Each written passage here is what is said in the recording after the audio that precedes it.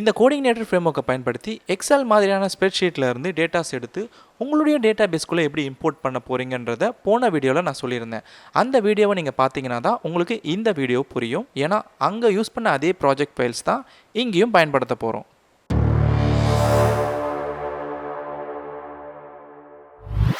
XL மாதிரியான ஸ்ப்ரெட்ஷீட்டில் உங்களுடைய data பேஸில் இருக்கிற டேட்டாவை எப்படி இந்த கோடிங்னேட்டர் ஃப்ரேம்வொர்க் வச்சு எக்ஸ்போர்ட் பண்ண போகிறீங்க அப்படிங்கிறத தான் நம்ம இந்த டுட்டோரியலில் பார்க்க போகிறது. முதல்ல நம்ம அப்ளிகேஷனுக்குள்ளே போயிட்டு கண்ட்ரோலரில் புதுசாக ஒரு கண்ட்ரோலரை க்ரியேட் பண்ணிக்க போகிறோம். அந்த கண்ட்ரோலரோட பெயர் எக்ஸ்போர்ட். இப்போ இந்த எக்ஸ்போர்ட்டுன்ற இந்த கண்ட்ரோலர் கிளாஸ் CA_controller கிளாஸை எக்ஸ்டெண்ட் பண்ணியிருக்கணும். முதல்ல நம்ம ஒரு கன்ஸ்ட்ரக்ட் ஃபங்க்ஷனை உருவாக்கிக்கிறோம். அதுக்குள்ளே பேரண்ட் கன்ஸ்ட்ரக்டரை கால் பண்ணுறதுக்காக parent scope resolution operator double_construct construct. இதுக்கடுத்து டேட்டாபேஸை லோட் பண்ணுறோம், மாடலை லோட் பண்ணுறோம். அந்த மாடலோட பெயர் user_model. நம்ம ஏற்கனவே மாடல்ஸ் ஃபோல்டரில் இந்த user_model மாடலை வச்சுருக்கோம். கடைசியாக இதில் ஹெல்ப்பர் கிளாஸ் ஒன்று லோட் பண்ணிக்கிறோம். அது URLன்ற ஹெல்ப்பர் கிளாஸ். இப்போ அடுத்ததாக நம்ம ஒரு ஃபங்க்ஷனை உருவாக்க போகிறோம். அது இண்டெக்ஸுன்ற ஒரு ஃபங்க்ஷன். இந்த ஃபங்க்ஷனுக்குள்ளே நம்ம ஒரு வியூவை லோட் பண்ணுறோம். அந்த வியூவோட பேர் எக்ஸ்போர்ட். இப்போ இந்த வியூவை உருவாக்குறதுக்கு நம்ம வியூஸ் ஃபோல்டருக்குள்ளே போய் புதுசாக ஒரு ஃபைலை க்ரியேட் பண்ணிக்கிறோம். வியூ ஃபைலோட நேம் export.php. இந்த வியூக்குள்ளே நம்ம ஒரு HTML டெம்ப்ளேட்டை பயன்படுத்திக்கிறோம். இந்த வியூக்குள்ளே டேபிளில் இருக்கிற டேட்டாவை காமிக்கிறதுக்கான ஒரு டேபிள் தான் முக்கியமாக இருக்கும். இந்த வியூ ஏற்கனவே நான் இம்போர்ட்டுன்ற அந்த வீடியோவில் யூஸ் பண்ண அதே டெம்ப்ளேட்லேருந்து எடுத்தது. அதில் டேபிளில் லிஸ்ட் காமிக்கிறதுக்கு என்ன பயன்படுத்தணும் அதே தான் இங்கேயும். இந்த இடத்துல ஏன்னா நம்ம வெறும் லிஸ்ட்டை மட்டும்தான் காமிக்க போகிறோம். அதுக்கும் கீழே ஒரே ஒரு பட்டன் ஒன்று வைக்க போகிறோம். அது எக்ஸ்போர்ட்டுன்ற ஒரு லிங்க் கொண்ட ஒரு பட்டன். இந்த வியூவில் இந்த யூசர்ஸ் வேரியபிள் கிடைக்கணும்னா நம்ம இண்டெக்ஸ் ஃபங்க்ஷனில் போய் அந்த யூசர்ஸ்ன்ற வேரியபிளை டிக்ளேர் பண்ணியிருக்கணும். அதுக்குள்ளே நம்ம யூசர் மாடல்லேருந்து யூசரோட டேட்டாவை எடுக்க போகிறோம். டேபிளில் இருக்கிற யூசர்ஸ் டேட்டாவை எடுக்கிறதுக்கு நம்ம ஏற்கனவே கெட் யூசர்ஸ்ன்ற ஒரு ஃபங்க்ஷனை மாடலில் போன வாட்டியே டிக்ளேர் பண்ணியிருந்தோம். அதையே தான் பயன்படுத்தி இப்போ யூசர்ஸ் டேட்டாவை இந்த வியூக்குள்ளே இப்போ அனுப்ப போகிறோம். வியூக்குள்ளே அனுப்புறதுக்கு நம்ம இந்த டேட்டாவை ஒரு அரேவாக யூசர்ஸ்ன்ற இண்டெக்ஸில் அந்த வேரியபிளோடு அனுப்பிடுறோம். இப்போ இந்த யூசர்ஸ் வேரியபிள் வியூவில் கிடைக்கும். அதுக்கு முன்னாடி நீங்கள் உங்களுடைய டேட்டா பேஸில் யூசர்ன்ற ஒரு டேபிளை க்ரியேட் பண்ணியிருக்கணும். அதுக்கு ஐடி, நேம், இமெயில், ஃபோனுன்னு சொல்லிட்டு 4 ஃபீல்டில் டேட்டாஸை வச்சுருக்கணும். அப்போ தான் உங்களுடைய மாடல் ஃபங்க்ஷன், அதாவது இந்த கெட் யூசர்ஸ் இந்த ஃபங்க்ஷன் உங்களுடைய யூசர் டேபிள்லேருந்து டேட்டாவை எடுத்து இந்த யூசர்ஸ் வேரியபிளில் கொடுக்கும். அதுதான் நீங்கள் வியூவில் டேபிள் லிஸ்ட்டில் பார்க்க போகிற டேட்டாஸ். ப்ரௌசரில் போய் உங்களுடைய ப்ராஜெக்டில் எக்ஸ்போர்ட்டுன்ற அந்த கண்ட்ரோலரை அக்சஸ் பண்ணும் போது இந்த இண்டெக்ஸ் ஃபங்க்ஷன் ரன் ஆகி உங்களுக்கு வியூ லோட் ஆகிடும் டேட்டாவோட. இங்கே பார்த்தீங்கன்னா நம்மளுக்கு யூசர் டேபிளில் இருக்கிற எல்லா யூசர் லிஸ்ட்டும் வந்திருக்கு. வியூ ஃபைலில் போய் நம்ம ஒரு லிங்க் ஒன்று ஆட் பண்ண போகிறோம் எக்ஸ்போர்ட்டுன்ற பெயரில். இதை நம்ம இங்கே ஆட் பண்ண பிறகு வியூவில் நம்மளுக்கு இங்கே ஒரு பட்டன் வந்துடும் எக்ஸ்போர்ட்டுன்னு.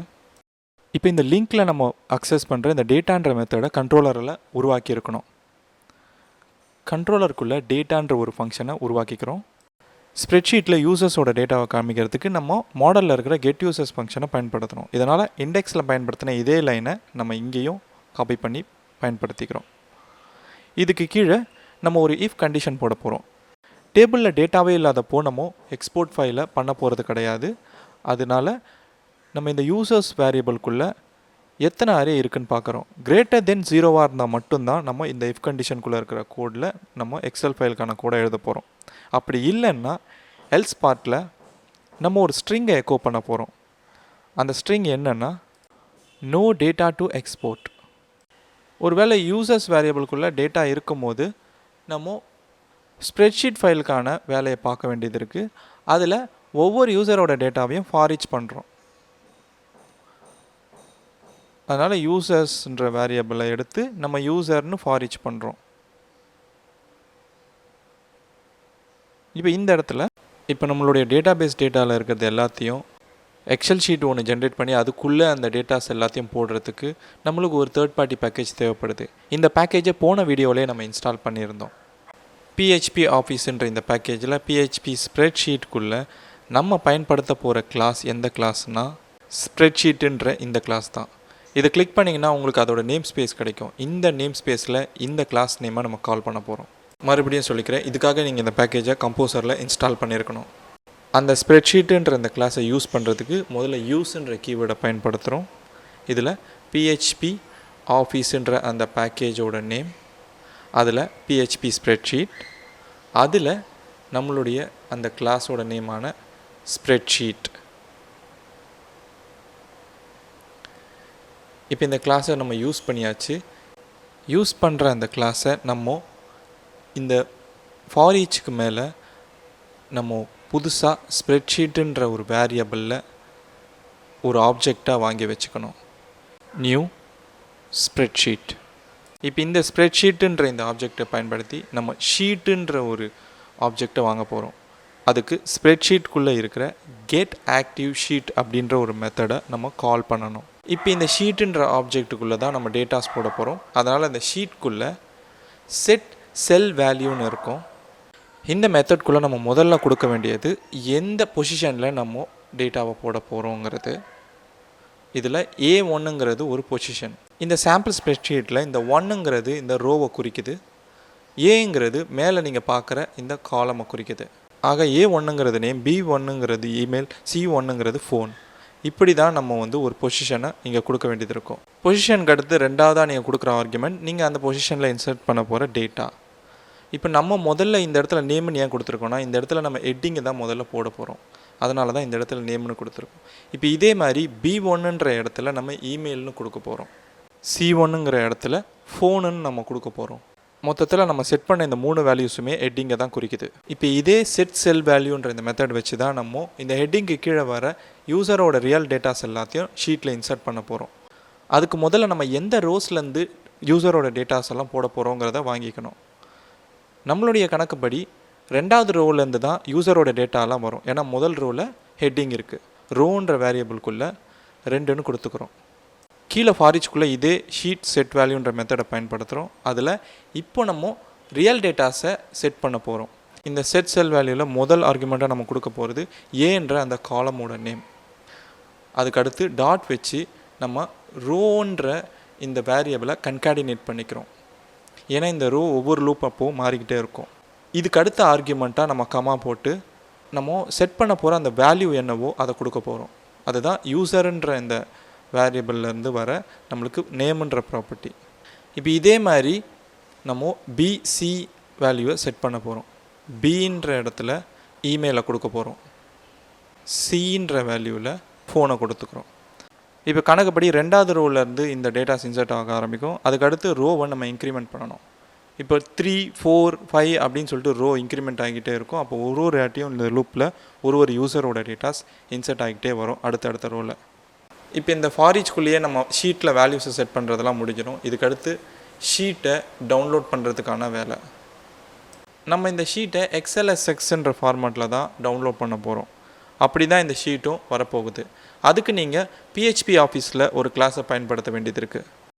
அந்த கிளாஸை யூஸ் பண்ணுறதுக்கு யூஸ் அப்படின்ற கீவேர்ட், பிஹெச்பி ஆஃபீஸில் ஸ்ப்ரெட்ஷீட்குள்ளே ரைட்டர் அப்படின்ற கிளாஸில் XLSX. இப்போ இந்த கிளாஸை நம்ம யூஸ் பண்ணுறதுக்கு இந்த ஃபாரிச் கீழே ரைட்டருன்ற ஒரு வேரியபிள்குள்ளே ஒரு ஆப்ஜெக்டாக இந்த XLSX கிளாஸை வாங்கிக்கிறோம். இந்த ரைட்டர் ஆப்ஜெக்டை நம்ம உருவாக்கும் போது XLSXக்குள்ளே கன்ஸ்ட்ரக்டரில் நீங்கள் ஒரு ஆர்குமெண்ட்டை பாஸ் பண்ணணும். அதை தான் மேலே இங்கே நம்ம வாங்கி வச்சுருக்கிற பிஹெச்பி ஸ்ப்ரெட்ஷீட்டுன்ற இந்த வேரியபிள். இந்த ஸ்ப்ரெட்ஷீட்டுன்ற ஆப்ஜெக்டை தான் நம்ம XLS கிளாஸோட கன்ஸ்ட்ரக்டரில் கொடுக்குறோம். இதுக்கடுத்து நம்ம ஜென்ரேட் பண்ண போகிற ஸ்ப்ரெட்ஷீட்கான ஃபைல் நேமை கொடுக்கணும். அதுக்கு ஃபைல் நேமில் நம்ம ஒரு ஃபைல் நேம் ஒன்று கொடுக்குறோம், அதுதான் users_data. இப்போ ஃபைல் ஜென்ரேஷன் ஆனது முடிஞ்சிருச்சு. ஆனால் ஃபைலை நம்ம ப்ரௌசர்லேருந்து டவுன்லோட் பண்ணுறதுக்கு சர்வர் சைட்லேருந்து சில ஹெட்டர்ஸாக நம்ம பாஸ் பண்ணி ஆகணும். அதுக்கு ஹெட்டர் மெத்தடை நம்ம முதல்ல ஓப்பன் பண்ணிக்கிறோம். அதில் கண்டென்ட் டைப்புன்னு ஒரு ஹெட்டரை நம்ம கொடுக்குறோம். அந்த கீயோட வேல்யூவாக எந்த மைம் டைப்பில் இந்த எக்ஸல் ஷீட்டோட டேட்டாவை எல்லாம் ஒரு ஃபைலாக கொடுக்க போகிறோம் அப்படின்றது. இதுக்கு நம்ம காமனான ஏதாவது ஒரு மைம் டைப்பை எடுத்துக்கணும். இதுக்காக நான் ஃபயர்ஃபாக்ஸோட வெப்சைட்டுக்கு போய் அங்கே காமன் மைம் டைப்ஸ்ன்ற ஒரு டாபிக் கீழே XLSXோட காமனான மைம் டைப்புன்னு சொல்லப்படுற இந்த ஃபார்மேட்டை நான் எடுத்துக்கிறேன். இது ஓப்பன் XMLனு சொல்லுவாங்க. நான் இப்போ இதை அப்படியே காப்பி பண்ணி இந்த ஹெட்டரில் கண்டென்ட் டைப்போட வேல்யூவாக கொடுக்க போகிறேன். இப்போ இந்த ஹெடர் முடிஞ்சிருச்சு, இன்னொரு ஹெடரை ஆட் பண்ண போகிறோம். அந்த ஹெடரில் கண்டென்ட் டிஸ்போசிஷன் அப்படின்னு சொல்லிட்டு ஒரு கீயை கொடுக்குறோம். இந்த கண்டென்ட் டிஸ்போசிஷன்ன்றது ப்ரௌசர்லேருந்து ஒரு ஃபைல் உடனே டவுன்லோட் ஆக போகுது அப்படின்னு சொல்ல போகுது. இது கூடவே நம்ம டவுன்லோட் பண்ண போகிற அந்த ஃபைலோட நேமையும் கொடுக்க போகிறோம். மேலே நம்ம வாங்கி வச்ச அந்த வேரியபிள் நேம், அதில் ஃபைல் நேம்ன்ற கீக்கு ஃபைல் நேமோட வேல்யூவாக கொடுத்து விட்றோம். அந்த வேரியபிளை கன்கார்டினேட் பண்ணிவிட்டு அதுக்கடுத்து .xlxன்ற அந்த ஃபைலோட எக்ஸ்டென்ஷனையும் நம்ம கொடுக்கணும். இப்போ இந்த ஹெடரையும் நம்ம கொடுத்தாச்சு. அடுத்து மூணாவதாக ஒரு ஹெடரை கொடுக்க போகிறோம். அதுதான் கேட்ச் கண்ட்ரோல் அப்படின்ற ஹெடர். இந்த கேட்ச் கண்ட்ரோல் பொதுவாகவே ஒரு ரிக்வெஸ்ட் வந்தாலோ ரெஸ்பான்ஸ் வந்தாலோ அதை கேட்சில் ஸ்டோர் பண்ணி வச்சுக்கிறதுக்காக கொடுக்குற ஒரு ஹெடர். இது கண்டிப்பாக ஒரு ஃபைல் டவுன்லோடிங்க்கும் நம்ம கொடுக்கணும். இந்த கேட்ச் கண்ட்ரோலோட கீக்கு max-age = 0 அப்படின்னு சொல்லிட்டு ஒரு வேல்யூ கொடுக்குறோம். ஒரு வழியாக இந்த 3 ஹெடருக்கான வேலையை முடிச்சாச்சு. இப்போ இந்த ரைட்டர் ஆப்ஜெக்டை பயன்படுத்தி அதுக்குள்ளே இருக்கிற ஸ்ப்ரெட்ஷீட் ஃபைலோட ரா டேட்டாவை அப்படியே ஜென்ரேட் பண்ண போகிறோம். இந்த மெத்தட் தான் நம்மளுக்கு மொத்த ஃபைலோட டேட்டாவையும் அனுப்புது. அந்த மெத்தடில் வர டேட்டாவை தான் ப்ரௌசர் நம்மளுக்கு ஒரு ஃபைலாக ஜென்ரேட் பண்ணி கொடுக்க போகுது. இப்போ இந்த ரைட்டருக்குள்ளே சேவ்ன்ற மெத்தடில் php:/outputன்ற ஸ்ட்ரிங்கை கொடுத்துட்டா டேட்டா ஜென்ரேட் ஆகிடும். சரி, வேலை முடிஞ்சது. இப்போ போய் டெஸ்ட் பண்ணுவோம். இந்த எக்ஸ்போர்ட் பட்டனை கிளிக் பண்ணால் இந்த ஃபைல் டவுன்லோட் ஆகிடும். டவுன்லோட் ஆனால் அந்த ஸ்ப்ரெட்ஷீட் ஃபைலை ஓப்பன் பண்ணுறதுக்கு நான் கூகுள் ஷீட்டை பயன்படுத்திக்கிறேன். இப்போ ஃபைல் ஓப்பன் ஆனே பாருங்கள், நம்ம ஜென்ரேட் பண்ண டேட்டாஸ் சரியாக வந்திருக்கு. டேட்டா பேஸில் போய் உங்கள் டேபிளில் போய் பாருங்கள், இங்கே இருக்கிற அதே டேட்டாஸ் தான் இந்த எக்ஸல் ஷீட்லேயும் வந்திருக்கு. என்ன ஒரே ஒரு விஷயந்தான் மிஸ்ஸிங். இங்கே இந்த மேலே இருக்கிற இந்த ஹெட்டிங் மட்டும் நார்மல் டெக்ஸ்ட்டில் வந்திருக்கு. இது மட்டும் போல்டாக இருந்துச்சுன்னா நல்லாயிருக்கும்ல. இப்போ அதை தான் நம்ம பண்ண போகிறோம். 28th லைனுக்கு அப்புறம், அதாவது ஹெட்டிங்கோட வேல்யூஸ் எல்லாம் நம்ம செட் பண்ண பிறகு நம்ம ஸ்ப்ரெட்ஷீட்டோட ஷீட்டுன்ற ஆப்ஜெக்டை பயன்படுத்திக்கிறோம். ஷீட் ஆப்ஜெக்டில் இருக்கிற ஒரு மெத்தடை இப்போ கால் பண்ண போகிறோம். அந்த மெத்தட் தான் கெட் ஸ்டைல் அப்படின்ற ஒரு மெத்தட். இந்த மெத்தடில் நம்ம கொடுக்க போகிற ஆர்குமெண்ட் என்னென்னா, எந்த காலம்லேருந்து எந்த காலம் வரைக்கும் நம்ம ஹெட்டிங்கை போல்டாக்க போகிறோம். அதாவது A1லேருந்து C1 வரைக்கும் நம்ம போல்டாக்க போகிறோன்றத A1 காலம் C1 அப்படின்னு கொடுத்துருக்கோம். அதுக்கு அடுத்து இதோட செயின் மெத்தடாக இன்னொரு மெத்தடையும் கால் பண்ணுறோம். அதுதான் கெட் ஃபாண்ட் அப்படின்ற மெத்தட். அதுக்கப்புறம் ஒரு செயின் மெத்தட் இருக்குது, அது செட் போல்ட் அப்படின்ற மெத்தட். அதுக்குள்ளே நம்ம ட்ரூன்ற பூலியன் வேல்யூவை பாஸ் பண்ணணும். இப்படி கொடுத்துட்டாலே போதும், நம்மளுக்கு ஹெட்டிங் எல்லாமே போல்டாக வந்துடும். இப்போ மறுபடியும் எக்ஸ்போர்ட் பட்டனை கிளிக் பண்ணி ஸ்ப்ரெட்ஷீட் ஃபைலை டவுன்லோட் பண்ணிக்கிறோம். அதை கூகுள் ஷீட்டில் அப்லோட் பண்ணி இப்போ ஓப்பன் பண்ணி பார்க்குறோம்.